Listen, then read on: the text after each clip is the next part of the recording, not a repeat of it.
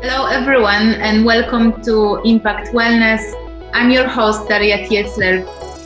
Today's episode is about mental health transformation and what it is really transformation at deeper level.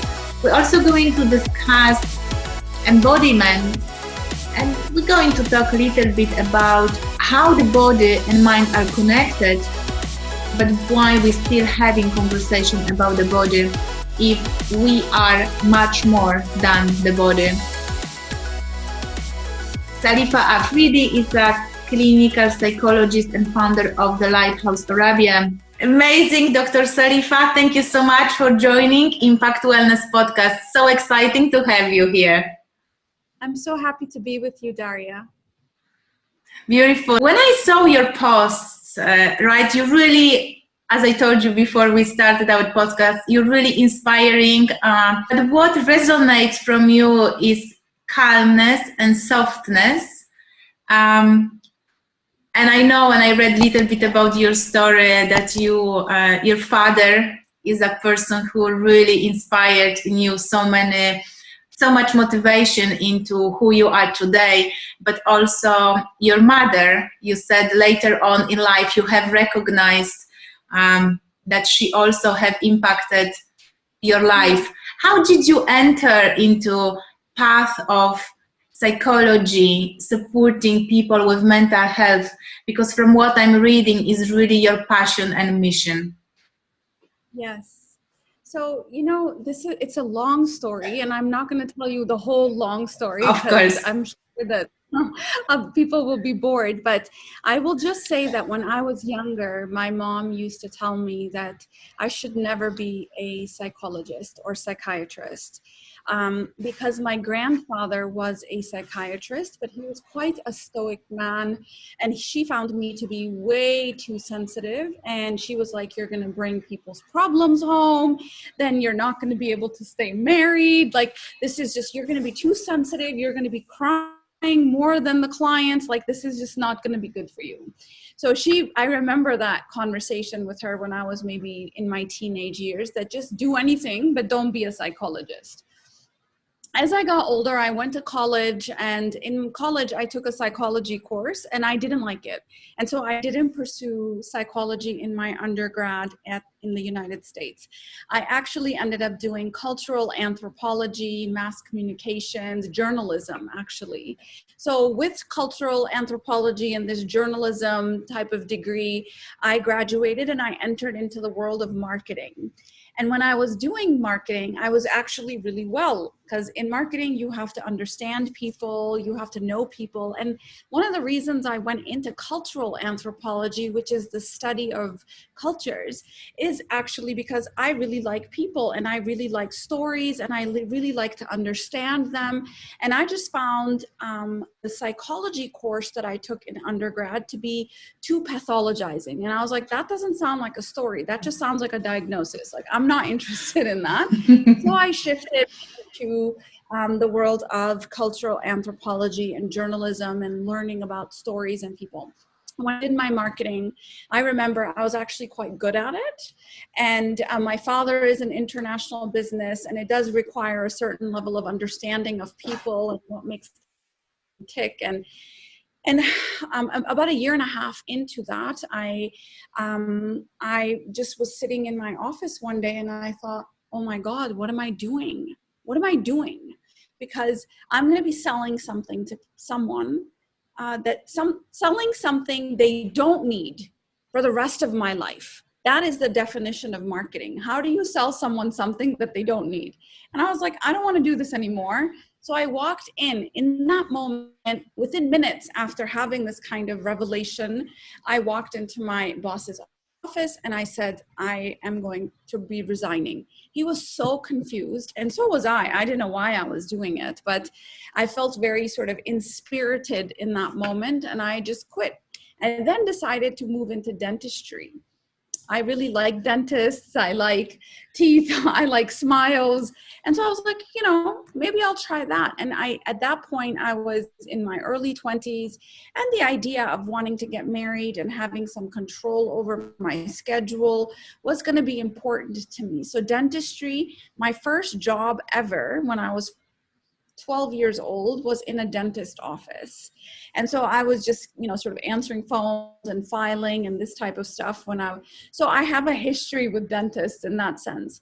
But I took some preliminary courses for dentistry, and I was like, I can't do this. There's no way I'm going to be able to survive the 3-4 years needed in order to actually, graduate as a dentist and be practicing as a dentist. So I then went to my older sister and I said, I don't know what to do with my life. And she said, well, what do you like? And I said, well, I know that the times where I have felt most alive was when I was with people, when I was caring about people. I got voted the most caring person in my high school, in my graduating class. I really love hearing people's stories. This is what I like. She said, well, why don't you be a psychologist? Okay, I applied, I got in, and that's what I'm doing for the last 16 years. So I guess when I get bored of this, or when I no longer feel like this is the thing that interests me, I'll probably quit and go do something else. But for now, this is where I'm at, and this is what I love. And not a single day goes by where I feel like I don't feel like I'm working. I feel like I'm living out a calling. I'm living out a purpose, which is very different from waking up in the morning and saying, I've got to go to work. It's, I've got to get up and go do something with my life, is the feeling I have. Of course, I wake up exhausted some days, but it never feels like work. It never feels like work. I think it's amazing. And I think partly, and I believe in some energy between people. And for some reason, when I saw you, I said, I must speak to that woman, because there is that passion, there is that love, there is that care. And I also know that you love education. So I'm partly kind of like seeing myself in you. And I always believe that we need people that inspire us to carry on our message, to carry on our purpose, because sometimes it's not easy. Sometimes our message does not get the way we want, how we want, right? How fast we want that is coming. But you've amazing followers on Instagram. You also a co-owner of Lighthouse Arabia, that is specializing in mental support. And definitely, I would love that everyone in Dubai, but not also there, people can join you online, right? And work with you and work with your practice. Yes. Tell me a little bit about more that. Yes. So I'm the founder of the Lighthouse Arabia, which started about 10 years ago. It'll be our 10-year anniversary this year. And so we are probably one of the long-standing clinics in the UAE, and we are definitely the largest group of psychologists in the region under one roof. And so, we have the largest number of support groups that are running out of a clinic in the region. And that's basically, we are very much, even though we don't have the title yet, but we're very much like a social enterprise, where we have a mission at the center of our business. And that business is there to sustain the mission. And how do we make it operational? How do we sustain our mission to have mental health awareness and mental health education accessible to everybody in high quality, in a high quality way. And so that everybody that joins the Lighthouse team knows that we have a commitment to our clients, our community, and our colleagues. And that's basically what aligns us. And that's basically what the Lighthouse Arabia is. We work with everybody across the age range, from very, very young children all the way across the age range. We're very much deeply sort of embedded within the corporate world and the government sector and the schools And that's basically where we've built most of our relationships and where we do most of our work. Beautiful. Salifa, why suddenly we are talking about mental health?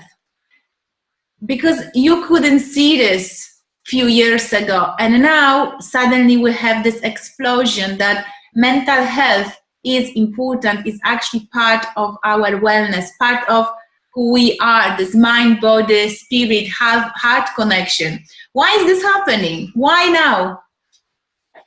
Well, I think not everyone is having that conversation. So I just want to say that.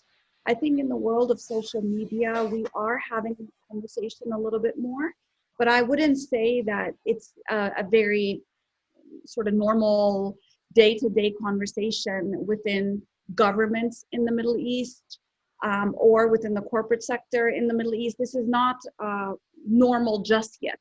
It is very much normal in the world of social media and maybe in the global arena. It's becoming more and more important. I think the United Nations, the World Economic Forum, the World Health Organization have definitely put this in the top 3 agenda items of things we need to be focusing on. And I know in the UAE, it has also become a top agenda item where we talk about happiness and well-being being an important thing. So so I just want to say that. So why now? I think it's because with the advent of the phone and the smartphone, which was about 10 years ago, now 12 years ago, but with the advent of social media, which was about a decade old, I think this is where a lot of people are coming to a breaking point. It does take about a decade to shift culture, to shift beliefs, to shift the way we organize ourselves. And the way we used to organize ourselves was through different institutions, whether it was a religious institution, a government institution, a school education system, a marriage. So these kinds of institutions are no longer they don't have a hold of us anymore. And the institutions online are actually holding a lot of that power, which has left a lot of us sort of destabilized and almost unanchored. We all feel quite sort of like we're drifting from one place to the next in the virtual world. And the things that used to anchor us, like family and community and marriage and relationships and governments, are not holding us as much anymore. And that has created a lot of anxiety in people. And so mental health, depression has become the leading cause of disability worldwide in the last 3-4 years. And it's going to become more and more an issue. Now, given the pandemic, we have even bigger issue at hand because of the isolation that some people have endured. So a lot of the grief, a lot of the crises, a lot of the health issues. So we are really at a boiling point at this time in history where mental health can no longer be ignored, and mental health is just not something, very, very, very sick people Yes. are struggling with. There's a difference between mental health and mental illness, and we need to talk about both. Mental illness is very prevalent. 1 out of 4 people is struggling with depression or anxiety, and mental health cannot be seen as a separate thing from physical health. We are one system, which everything impacts everything else. And we need to start shifting the conversation because it's very, very dated. The conversation. I agree with you because still, I'm from Poland originally, and still when you're talking about, despite social media expansion, you still, when you say mental health, go to psychology, go to therapy. For older generation, older people 65, they're not that old, right? It's very weird word. It's like kind of woo-woo-wawa thing, like we call in a natural medicine world, right? So I completely agree with you.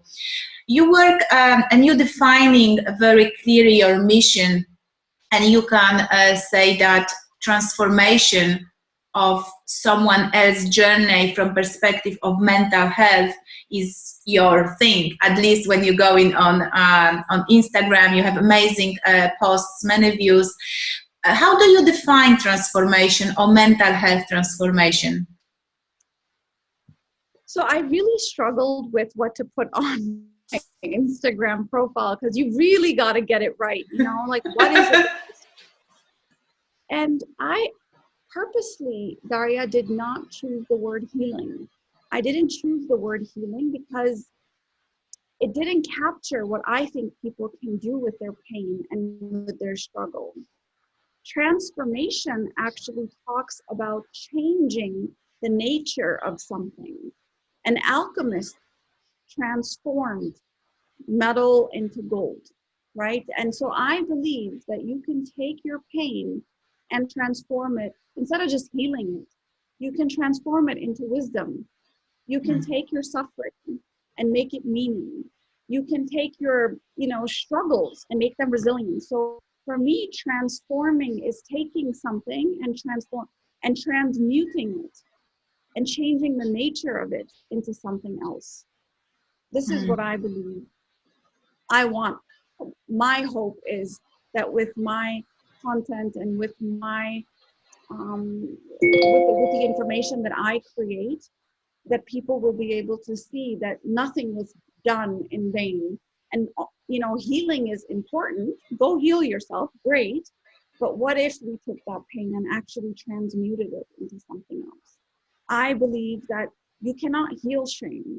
I've actually really thought about this long and hard. Maybe I'll change my mind 2 years from now, but as I stand today, I don't believe shame can be healed. I only believe shame can be transformed. Shame can be transmuted. And when you transmute shame and you work through it and you name it and you understand it, and that transmutes, it becomes love. And I have actually felt it that way in my body. I don't feel it healing. Healing, when I see a healing, I see that there's a cut and something heals over and it goes back to somewhat of its natural state.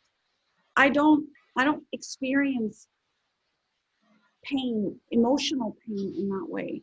It's always been a transmutation or a transformation of something.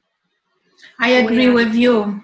I agree with you. And for me, what you're saying and that type of understanding is empowering instead just heal.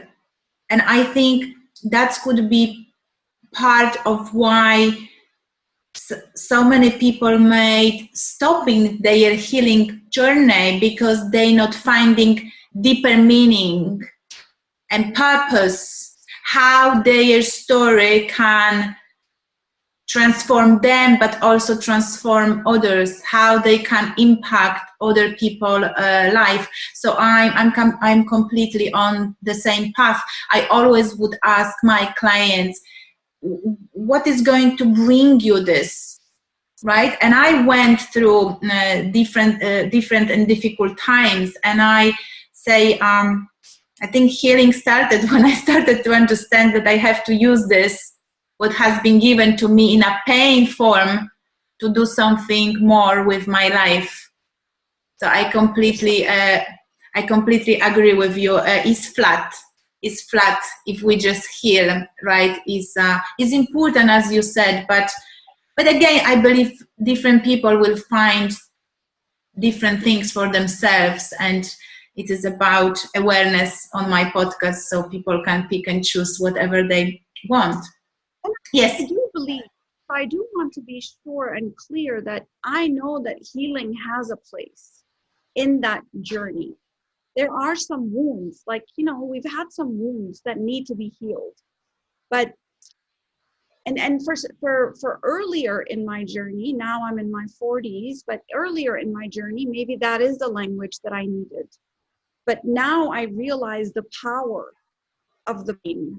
And I realize that if I take that power and I transmute that power, then I can transform it into something absolutely most amazing. Because that power is there. I don't have to do anything with it. Pain is powerful. But what if I just change it and change it into love? How powerful would that love be? So it's a little bit of a different frame. So I don't want people to be like, I don't know what she's talking about and there should be healing. Heal all you want. And then understand that maybe later in your journey, you will come to a place where you say, what if I change? What if I transform it instead of heal it? What would happen? What would that look like? So there is a path that might look parallel to healing. That would be the path of transformation. What you're saying is just reminding me situation from that Wayne Dyer, one of the spiritual teacher. I don't know you. I'm sure you know him. He was saying also deeply about transformation, that it's coming later on in life, right? It's not just coming now, I want to transform. That's why when we have in all these transformations, for example, of the body, we really have to think what we telling to people, because we telling them just to change on different level, and not everyone is ready for it.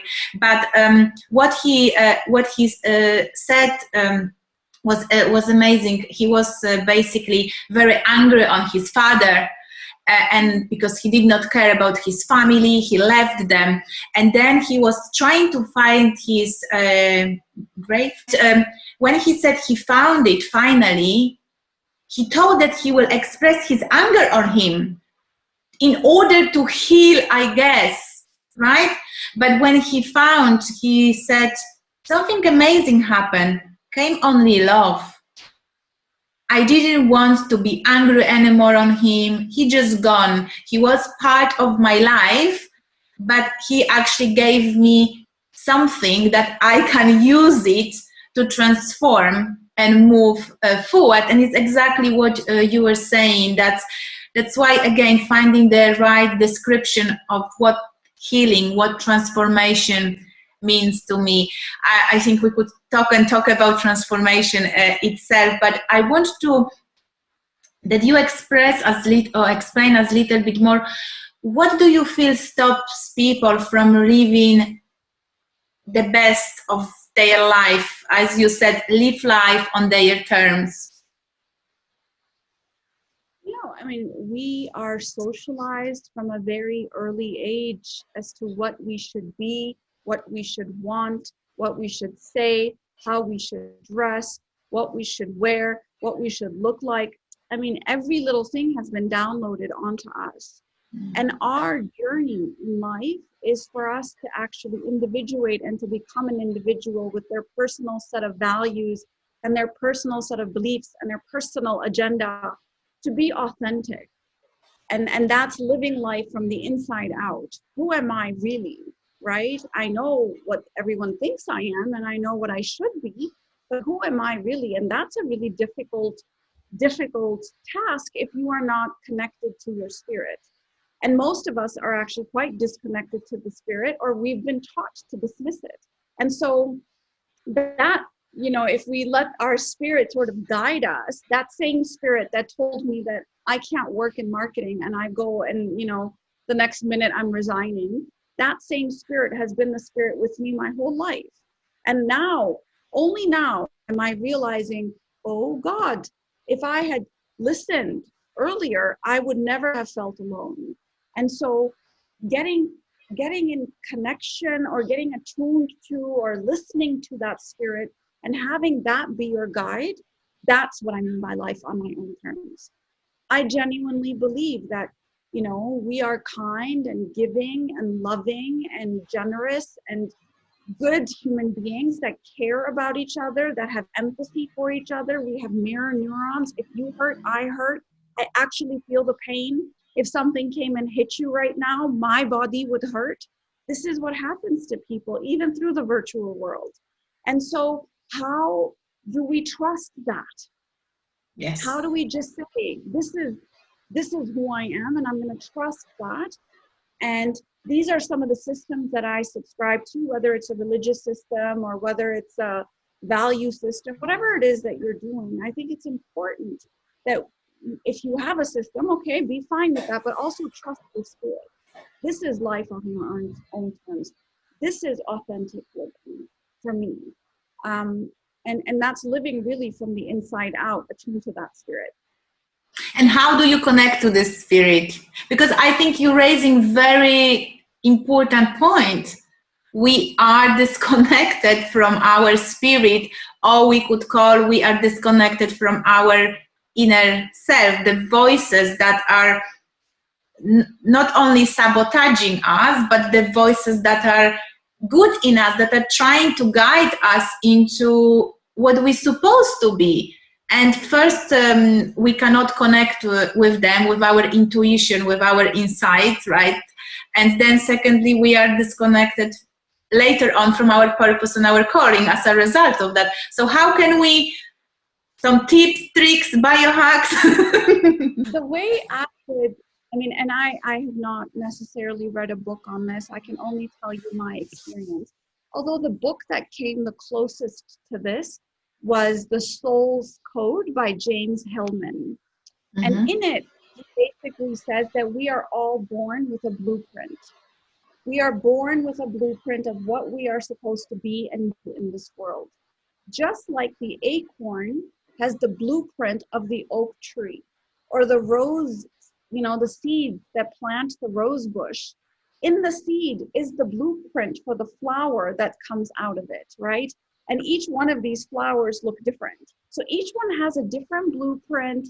They're all roses, but they come from a different family. They come from a different way, right? And so we are all born with something encoded in our spirit.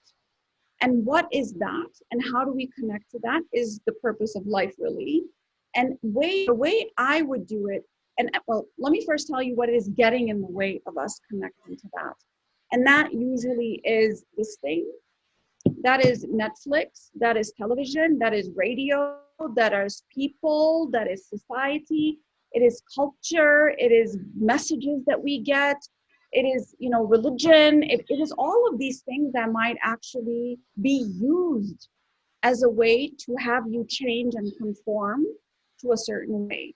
Now, religion done right, I don't think does that. But religion as a way to sort of make you, shame you, blame you, I think that's where people play it wrong. So just want to be clear that I'm not anti-religion here. I really am pro-religion if it is used in the right way. Now, how can we connect to that? The way to connect would be, you've got to quieten it. If you think about every prophet, if you think about every philosopher, Moses, Jesus, you know, Muhammad, Buddha, anybody, name it, Nietzsche, Socrates, Aristotle, name any philosopher or prophet. And they have periods where they go in the mountain, in the desert, in the cave, in the cabin, where they move away from society and quieten themselves. And that is where they hear the voice of God. That is where they hear their wisdom. That is where they hear their truth. We don't have that level of quiet anywhere. Even if we go on solocations or we're sitting in a spa, we have this thing next to us. And we are bombarded with images, with messages, with information that really disconnects us absolutely from the voice that is inside of us. Now, when you said, you know, self-sabotaging or self-limiting voices, that is not the same thing as the guide. So what you are talking about is really living up in our head. And we know the difference between the guide and the critic, because the critic talks a lot and it talks really fast and it talks harshly. The limiting beliefs are, I'm not good enough, it's not going to work, I don't know why I'm doing this, I shouldn't do this, maybe I shouldn't reach out to her. These are the things that are actually going to be, and they talk faster. The inner wisdom, the spirit, as I have now sensed it and heard it, is very quiet. It's very gentle. It actually says, go ahead. I think you should do it. What's the worst that can happen? Try. It speaks in 3 or 4 letters, or 3 or 4 words, I should say. Yes, no, go ahead, try, do it, risk it, live, love. That's what it says. Stop. That's it. And so we, and I believe, for me at least, I hear it. Sometimes I hear a voice saying, go ahead and do that. You should call this person. I'm like, where'd that come from? Or it can actually show up as an image. How can we hear or see or feel anything when we are so disconnected to our bodies? Our inner wisdom lives in our body. It doesn't live in our head. Our guide lives in our body. That's why it's called gut instinct. It lives down here. It lives in our heart. It doesn't live in our head. And the way to get in contact with that is through body work, is through stillness, it's through meditation and quieting that mind. It's through turning off technology for a while and making a ritual of it. And each religion has some of these practices in place. Every religion will have a place where you and connect to your higher power or to your personal higher power. 100% agree with you, Salifa, about quietness and be stillness. It's not easy. It's not easy what you asking people to do, neither I, but that is a part of transformation and becoming someone who we actually meant to be.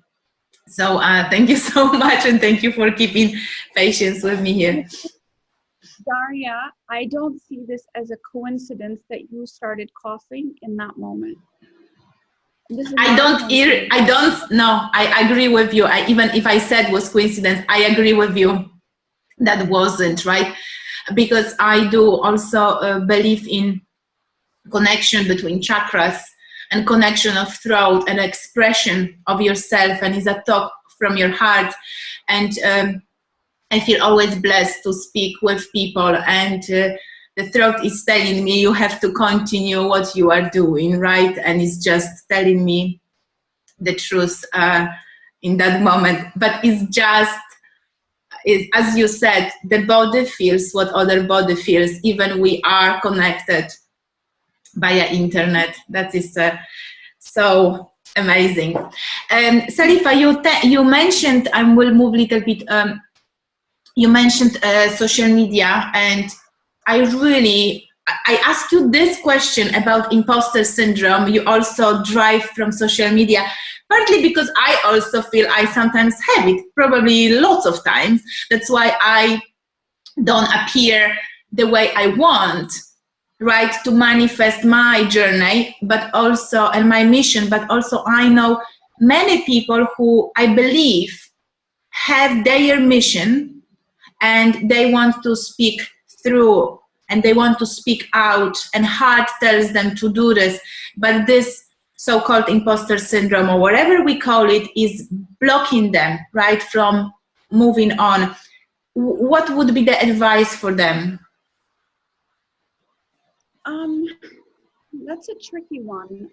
I think people who have low levels of self-awareness, or lower, I would say, they don't know what their gifts are, they don't know what their weaknesses are, they don't know what their shadow is. Maybe they might feel like they're more likely to feel like an imposter. Now, I also want to say that lower levels of self-awareness, because I know, if you tell me, Dr. Saliha, you don't know much about Jungian psychology, I might feel bad for a second, but then I'm going to say, no, I actually kind of know a lot. And so I know who I am. I know that if you told me, well, you don't know a lot about fashion, I'd be like, yeah, I don't. I don't know a lot about fashion. And so I know what I know, and I know what I don't know. And so and I know that there's a lot that I don't know about what I don't know. So there's a space, the unknown is there. But for the most part, this is a constant journey of self-discovery and self-awareness. That's one part that I'll say. The second part is that this imposter syndrome, I think a lot of people who struggle with perfectionism, who struggle with limiting beliefs, have imposter syndrome as well. And that perfectionism, underpinning that is a lot of shame. Who am I to be great? I'm just, Daria, I'm just Saliha. Who am I to be someone who can know something? And that is a very massive limiting belief. but also has a lot of shame underneath that belief. So in that space, you are going to have to recognize, where did that shame come from?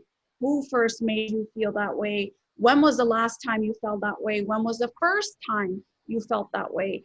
Who were you with when you first felt that way? And usually we'll find that some of these messages that we feel like we are not good enough or we are not enough came from very, very early, pre-verbal, pre-cognitive years, which is, I'm talking under the age of 5. And this is where we learn how to be in the world, that I'll never be enough. There will always be someone better than me. There's people who've written books. There's people who know more. There's people who have more followers. Whatever your bar is for success, always going to be someone more. And when you constantly are looking at, oh my God, look at all this greatness, I am nothing, that is not a proper evaluation. Where you say, this is so great, I'm so inspired, and look, this is what I'm capable of, which is a very different way of looking at things. So it has a lot of shame underneath those beliefs, I would say, that needs to be worked through. Those shames, I just always would love to refer further into, for example, female clients, right? And weight loss, right? How this shame, we just moving around, how this shame can affect the body and who they are at this present moment. Because I do believe women hold lots of shame and guilt. That's why there is emotional eating, and all of those things are a negative connection with food or relationship with food. How they could help themselves? Well, I mean, we live in a world that is absolutely convinced that we should believe that we are not good enough as we are. All the messages we get is somebody commenting on someone's body, is making us feel like we can improve some part of ourselves. It's anti-aging, it's slimming, it's this one, it's that one.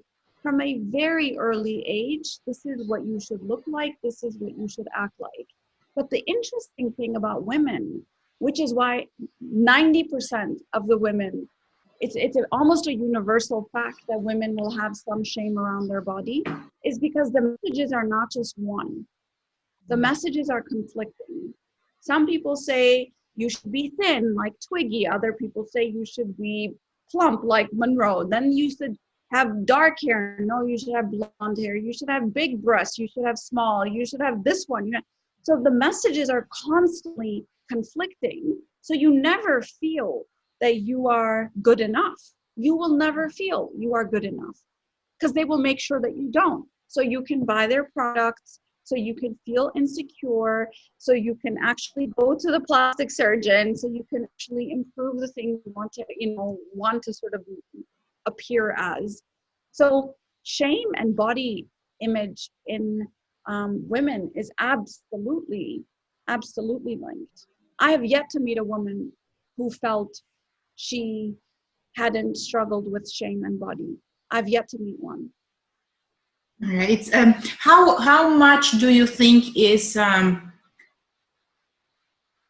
coming from actually our mothers? How they would be in the past caring and talking to themselves, and how a daughter or girl would be looking at the mother then to transforming this forward. Because if that is the problem, this must be transform. I wanted to use word heal, because I don't believe with you coming that you can heal this, because somehow this is so rooted in us as a generation. I don't think the mothers only are there to blame, or mothers or fathers. I think way bigger. This is cultural. This is, on a cultural level, what is beautiful in, Nigeria is going to be different from what is beautiful in Pakistan, which is beautiful from Ireland, which is beautiful from China. Like, each culture presents itself with a set of things that they value and a set of things that they believe to be beautiful. More and more with technology and globalization and sort of one uniform culture, the image is starting to look a little bit more consistent, where, today it is, a voluptuous woman, but tomorrow the whole world might think that you need to go back to being super, super thin again. So we don't know what's going to happen. Each culture sets what is beautiful. And so the woman, the mother, obviously can help the child feel a lot more secure in her body, have the child feel a lot more acceptance for the body. But we are up against a Goliath here. This is not just the mother-daughter issue. This is, if a mother looks and is proud of the way she looks and it feels good about the way she looks, of course, some of that might through osmosis get to the daughter, but when she goes to school and everybody is talking about weight and they call her fat and they call her, oh, well, you don't have blonde hair or you don't have dark hair or your skin is too dark or your skin is too light. Messages are everywhere. Everywhere. So this is a Goliath, truly, that we are all going to have to face at some point in our life. Thank you for clarifying this. I think very broad and lots of wisdom coming here. I really appreciate. What would you be telling to that woman who most of us suffer with this shame phenomenon? How she has to, she's in her 30s, 40s, even 50s, right? And she still feels, right, this insecurity, this coming on her. But she, let's say, has this slow transformation that comes in and she wants to push that forward. How she could deal with this? Oh, how she could transform this shame? Daria, I find that the biggest form of rebellion that I've ever sort of engaged in, I've been quite a rebellious child, is to just accept myself as I am. I feel in a world where everyone has something to say about everything that you are doing, you're never going to be good enough if you listen to them. So in order to, you have to rebel and you have to protect yourself. And I find that when I did this work for myself, I was so deeply sad, so deeply sad by the fact that everything that we are taught to betray ourselves. We betray ourselves. When I listen to someone say, what is the right weight? And my thighs should be like this, or my waist should be like that, I have betrayed myself. I don't want to betray myself anymore. I don't want to fight. I don't want to argue with people. You can believe whatever size waist is good for you. I don't want to do that to myself anymore. And so the biggest rebellion that I've ever sort of engaged in is to just say, I'm going to accept myself for who I am. I will always strive to be healthy. I will always try to feed my body and nourish my body. I will rest it. I will give it its water. I will give it its movement. This is my body. It's the only one I'm going to get.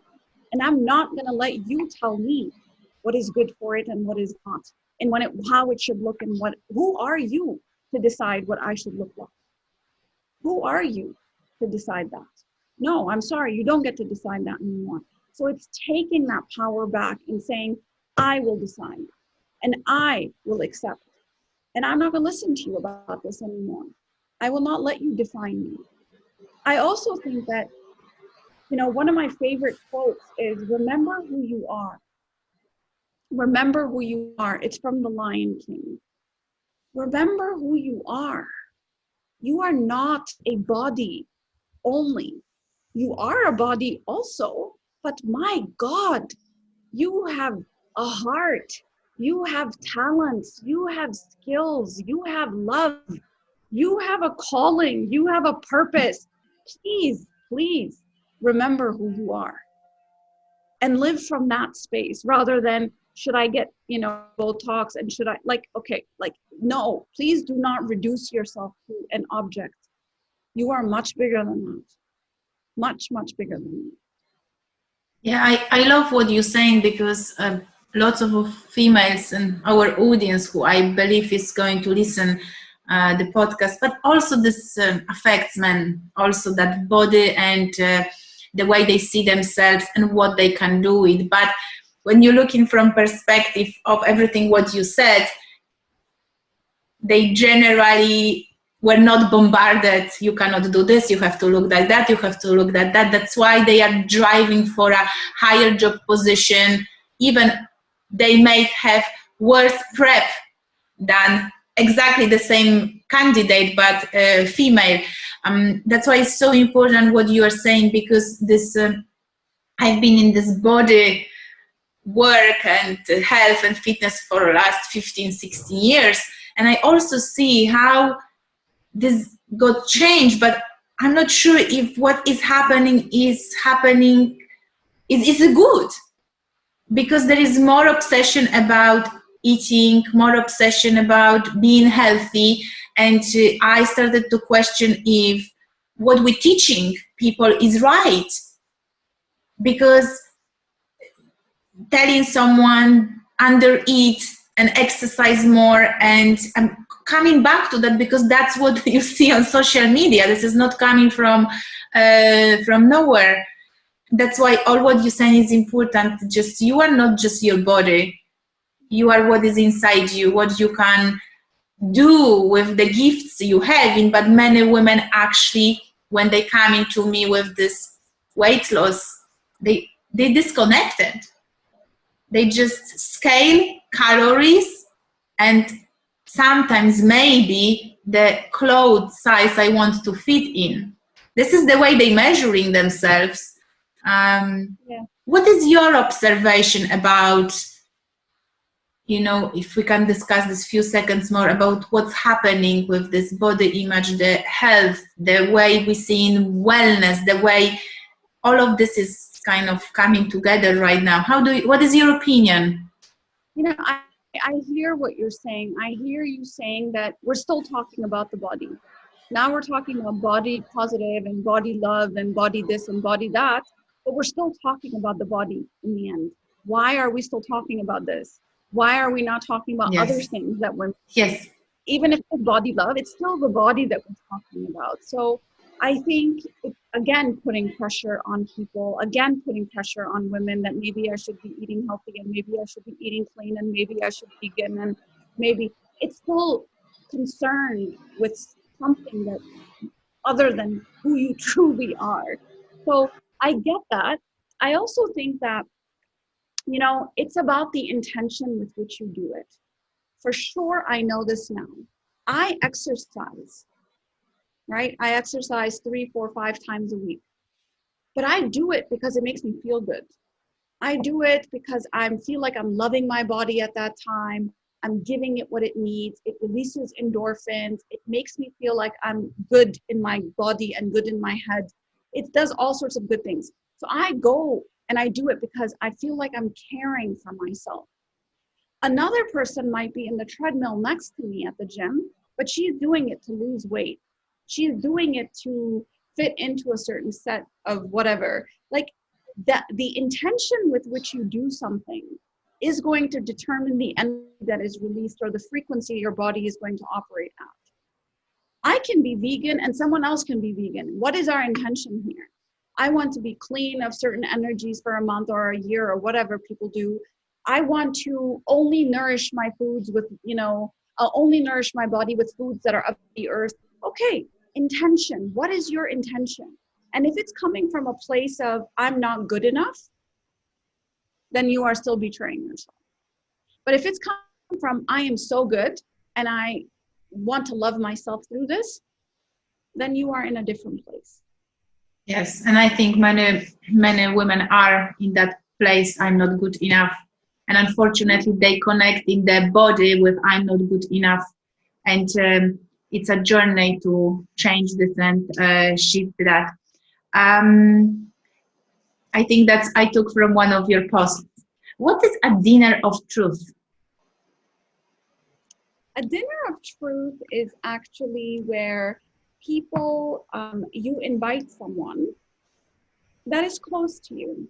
So someone who has a lot of exposure to you, it could be a friend, it could be a sister, a brother, father, mother. Usually it's, yeah, people, siblings or friends within your world.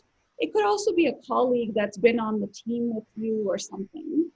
But they have a lot of sort of interface with you.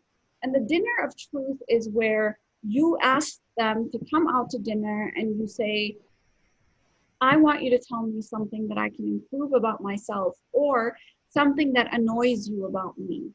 So you literally say, what about me annoys you? Or what about me would you like to see change? And then you listen. You cannot defend yourself. You cannot explain yourself. You cannot justify yourself. You just listen to their feedback. And also know that it is their feedback only. What my brother says about me is going to be very different from what my husband says about me, which is very different from what my colleague says about me. So people have different experiences of you.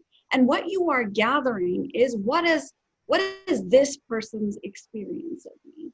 And then start to see if there's any sort of threads that go between all of them. If everyone says, I wish you weren't late, you're always late, then you have a problem with keeping your word.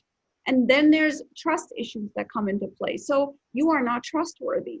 You are not reliable. You are not, if everyone is saying that, maybe you need to work on that. So dinner of truth is a way of gaining some awareness about yourself. And that is the journey, really, is how do I come across, how am I experienced by others people? I think that's why I picked this, because this came from your conversation with your daughter, right? I think the dinner of truth, when you were explaining the story. And I am so much about conscious parenting. I've got a 2-year-old daughter, and I think that's why I wanted that all parents pick this information, because we are not superior to our children. And many people who I work with, they having children, and partly of whatever they are trying to achieve with their health and happiness and wellness, not partly, is a lot linked to the little one. So I always say, keep improving yourself. And I think every parent should know about that. What is your intake about conscious parenting? Well, I did my dissertation on parenting. And so for me, it's been I would say 17-year journey with a love affair with parenting. I have 4 children. When I first moved to Dubai, I used to call my lectures that I used to do on parenting, I used to call them conscious parenting talks. And then I changed that into conscious parent talks. So it is not about the parenting, it is actually about the parent. And if the parent is good, then most things actually are good. And I would say that I have not read a lot more since I realized that I am the biggest source of the development of my children, and I need to know and trust some of my value compass, my gut instinct, my intuition.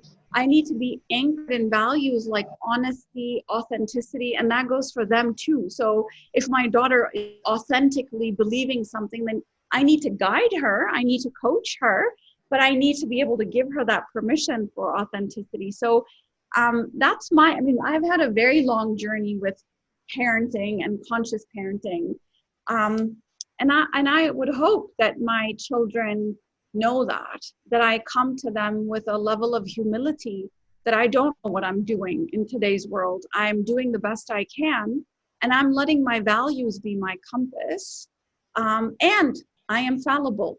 I will make lots of mistakes, and I will go ask for their forgiveness, and then we'll try to make it right, and that's it. So I like I said, I was a very rebellious child.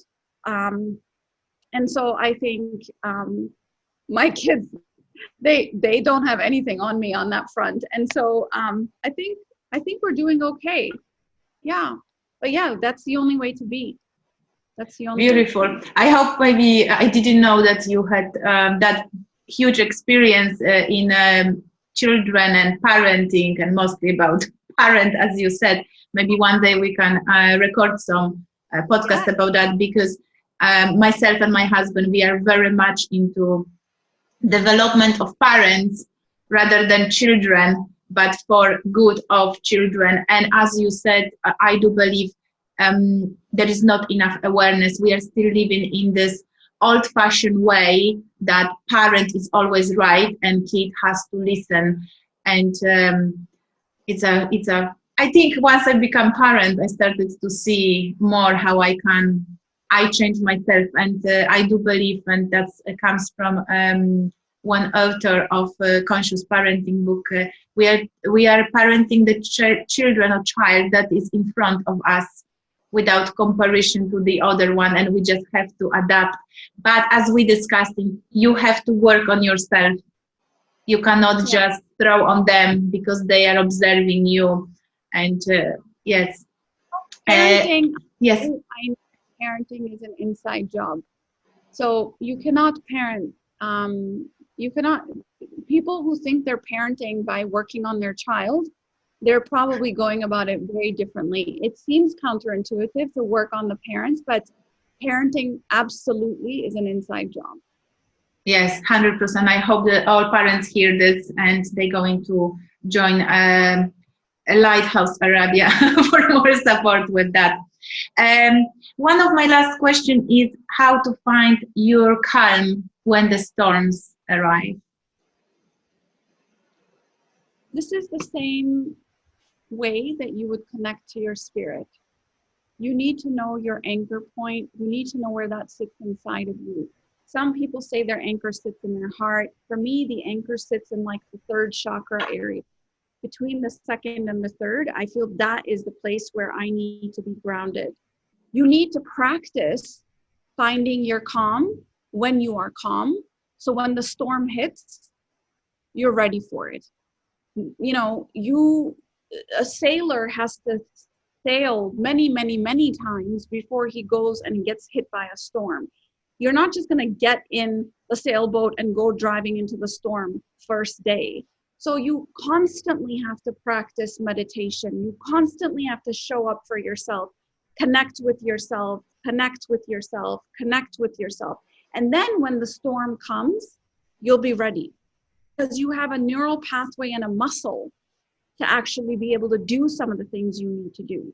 What most people get wrong is they wait till they're, super anxious or super angry or super stressed. And then they're like, I'm going to meditate. It's like, no, meditation is counterindicated at this point. You've actually got to go release some of that energy.